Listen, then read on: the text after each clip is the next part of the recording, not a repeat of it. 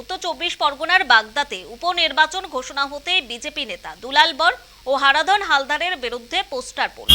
আর এই নিয়ে শুরু হচ্ছে রাজনৈতিক চর্চা। জানা গিয়েছে বাগদা বিধানসভা কেন্দ্রের উপনির্বাচন ঘোষণা হয়েছে আগামী 10 জুলাই বাগদা বিধানসভায় উপনির্বাচন। আর তার আগে এদিন সকালে বাগদার জোয়াল মোড়ে যাত্রী প্রতীক্ষালয়ের মধ্যে লক্ষ্য করা গেল পোস্টারগুলি। পোস্টারে লেখা বাগদা বিধানসভা তৃণমূলের দালাল দুলাল বরকে আমরা চাই না এবং বাগদা বিধানসভার সুদখোর যে হারাধন হালদার তাকেও আমরা চাই না। প্রচারে ভারতীয় জনতা পার্টি। আর এই ঘটনায় বিরোধীদেরকে দায়ী করে একহাতে নিয়েছেন বিজেপি নেতা হারাধন হালদার, যদিও এই ঘটনাকে সম্পূর্ণ অস্বীকার করেছে স্থানীয় তৃণমূলের তরফে।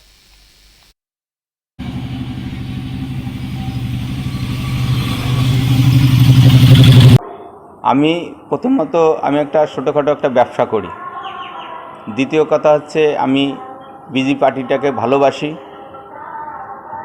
এবং শান্তনু ঠাকুরকে হয়ে এবার আমি কাজ করেছি। না, আমি এখনও টিকিটের জন্য কোথাও আমি কোনো আবেদন কোনো কথা কারোর সঙ্গে বলিনি। যদি আমার সম্বন্ধে যারা পোস্টার মেরেছে তারা আমার শুভাকাঙ্ক্ষী এবং তারা আমার ভালো চায় বলে তারা মেরেছে, এবং এই রাতের অন্ধকারে পোস্টারটা না মেরে দিনের বেলা এসে আমি এই টিভি চ্যানেলের মাধ্যমে আমি তাদের নিমন্ত্রণ করছি, তারা যেন দিনের বেলা এসে আমার কাছ থেকে যেন মিষ্টি খেয়ে যায়। এটা হয়তো বিরোধীদের একটা চক্রান্ত, আমাদের নিজেদের ভিতরে একটা কলহ বাঁধাবার জন্য।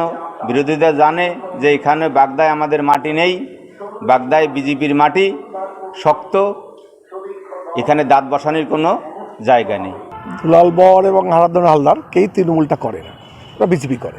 কারণ বিজেপি তার দল কাকে প্রার্থী করবে না করবে তাদের ব্যাপার, এটা আমাদের তৃণমূলের কোনো ব্যাপার না। হ্যাঁ, অতএব এই নিয়ে আমাদের কোনো মাথা ব্যথা নেই। হ্যাঁ, কারণ তাদের কে প্রার্থী হবে তাদের দল বুঝে দেখবে। হ্যাঁ, আমরা তৃণমূল দলটা করি। হ্যাঁ, আমাদের দলের প্রার্থী কে হবে না হবে আমাদের যেমন সুপ্রিমো বলবে, আমাদের মমতা ব্যানার্জি আছে, আমাদের অভিষেক বন্দ্যোপাধ্যায় আছে, কিন্তু তৃণমূলে বিজেপির যে প্রার্থী হবে সে যেহেতু আমাদের দল না, ও নিয়ে আমাদের কোনো মাথা ব্যথা নেই। হতে পারে ওদের গোষ্ঠীকুণ্ডল হবে, স্বাভাবিক। বিজেপির মধ্যেও গোষ্ঠীকুণ্ডল আছে। হ্যাঁ, তারা এক শ্রেণীর কর্মী তারা করতে পারে, কিন্তু এটা নিয়ে আমাদের দলের কোনো ব্যাপারটা পারে।